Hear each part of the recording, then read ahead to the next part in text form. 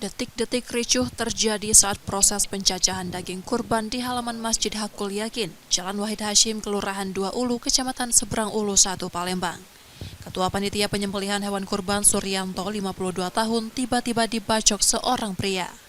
Saat kejadian, Suryanto yang juga ketua RT setempat tengah memotong daging bersama panitia lainnya. Tanpa peringatan, pelaku mendekat dan mengayunkan sebilah parang ke arah wajah korban. Serangan itu membuat korban terluka serius. Pelaku langsung melarikan diri usai melakukan aksinya. Warga kemudian segera membawa korban ke rumah sakit untuk mendapat pertolongan medis. Sementara itu pelaku ditangkap dan kini dibawa ke kepolisian.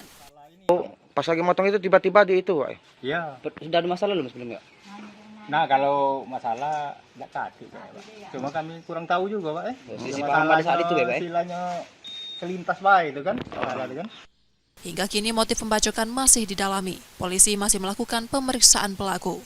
Yudi Kiswanto, Kompas TV, Palembang, Sumatera Selatan.